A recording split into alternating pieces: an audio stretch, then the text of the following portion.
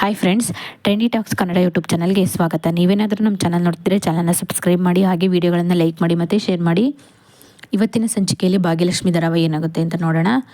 ಆದಿ ತಾಂಡವಗೋಸ್ಕರ ಕೆಫೆನಲ್ಲಿ ಕೂತ್ಕೊಂಡ್ಬಿಟ್ಟು weight ಮಾಡ್ತಿರ್ತಾನೆ. ಆಗ ಕನ್ನಿಕನ್ಗೊಂದು phone ಮಾಡೋಣ ಅಂತ ಫೋನ್ ಮಾಡ್ತಾನೆ. ಕನ್ನಿಕನ್ಗೆ ಫೋನ್ ಮಾಡಿದಾಗ ಅಲ್ಲಿ ದೇವಸ್ಥಾನದಲ್ಲಿ ಏನು ನಡೀತಿದೆ ಅಂತ ಕೇಳ್ತಾನೆ. ಅದಕ್ಕೆ ಕನ್ನಿಕಾ ಹೇಳ್ತಾಳೆ, ಭಾಗ್ಯ ಮಹಾ ಮೋಸಗಾತಿ, ಅವಳು ನಮಗೆ ಮೋಸ ಮಾಡ್ತಿದ್ದಾಳೆ.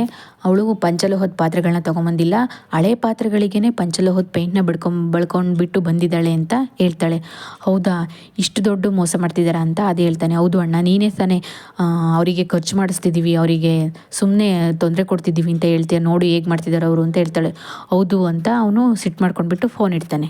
ಈ ದೇವಸ್ಥಾನದಲ್ಲಿ ಕನ್ನಿಕಾ ಅವ್ರ ಅತ್ತೆಗೆ ಹೇಳ್ತಿರ್ತಾಳೆ, ಅತ್ತೆ ಭಾಗ್ಯ ಇಷ್ಟೊತ್ತಾದರೂ ತೊಗೊಂಬಂದಿಲ್ಲ ಅಂತ ಅಂದರೆ ಅವಳು ಓಡೋಗಿದ್ದಾಳೆ ಅಂತ ಅನ್ಸುತ್ತೆ, ದುಡ್ಡಿಲ್ಲ ಅಂತ ಎದುರ್ಕೊಂಡಿದ್ದಾಳೆ ಅಂತ ಅನ್ಸುತ್ತೆ ಅಂತ ಹೇಳ್ತಾಳೆ. ಕನ್ನಿಕಾ, ಸುಮ್ಮನೆ ಇರಮ್ಮ, ನನ್ನ ಹೋಗಿರೋದಲ್ಲಿಗೆ ನನ್ನ ಮಗಳು ಭಾಗ್ಯ ಅವಳು ಸಮಸ್ಯೆನ ಎದುರಿಸಿ ಬರ್ತಾಳೆ ಹೊರತು ಖಂಡಿತ ಓಡೋಗೋದಿಲ್ಲ, ಅವಳು ಖಂಡಿತ ಬಂದೇ ಬರ್ತಾಳೆ ಅಂತ ಹೇಳ್ತಾನೆ. ಅಷ್ಟೊತ್ತಿಗೆ ಭಾಗ್ಯ ಪಂಚಲೋಹದ ಪಾತ್ರೆಗಳನ್ನೆಲ್ಲ ತೊಗೊಂಬಂದು ಬರ್ತಾಳೆ.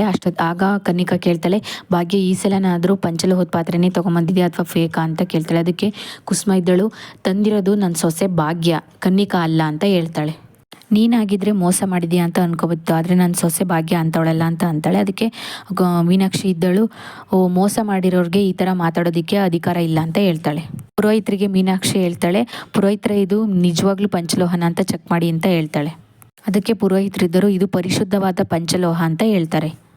ಅತ್ತೆ, ನನಗೆ ಯಾಕೋ ನಂಬಿಕೆ ಬರ್ತಿಲ್ಲ, ನಾನೊಂದ್ಸಲ ಚೆಕ್ ಮಾಡ್ತೀನಿ ಅಂತ ಕನ್ನಿಕಾ ಚೆಕ್ ಮಾಡ್ತಾಳೆ. ಆವಾಗ ಅವಳಿಗೂ ಗೊತ್ತಾಗುತ್ತೆ ಇದು ನಿಜವಾದ ಪಂಚಲೋಹ ಅಂತ.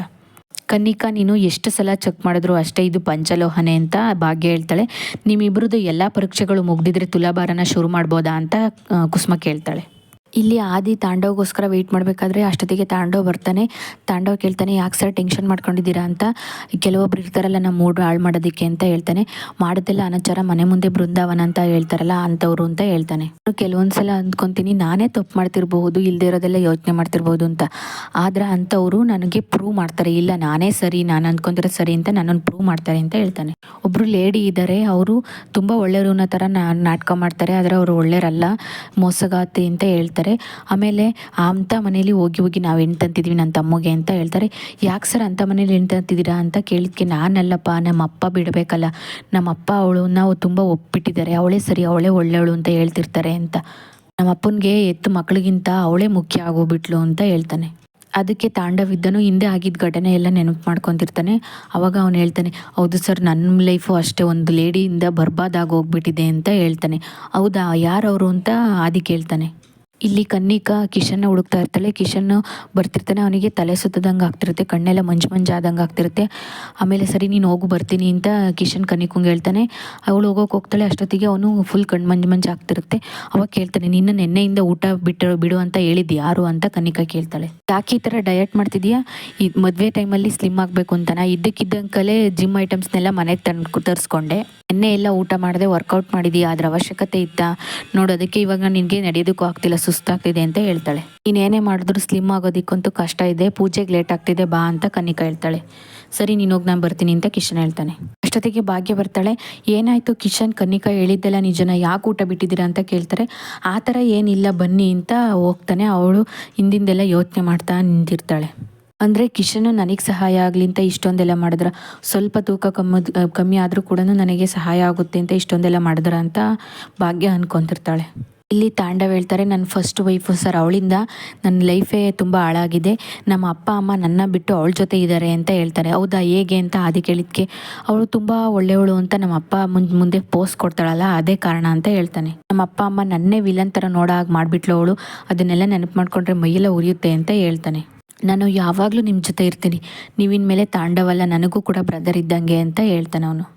ಥ್ಯಾಂಕ್ ಯು ಸರ್ ಅಂತ ತಾಂಡವ್ ಹೇಳ್ತಾರೆ. ಅದಕ್ಕೆ ಥ್ಯಾಂಕ್ ಯು ಸರ್ ಅಂತ ಕರಿಬೇಡ, ಬ್ರದರ್ ಅಂತಲೇ ಕರಿ, ಪರ್ಸ್ನಲ್ ಲೈಫಲ್ಲಿ ಮತ್ತು ಪ್ರೊಫೆಷನಲ್ ಲೈಫ್ ಎರಡರಲ್ಲೂ ನಾನು ನಿನ್ನ ಜೊತೆ ಇರ್ತೀನಿ ಅಂತ ಅದೇ ಹೇಳ್ತಾರೆ.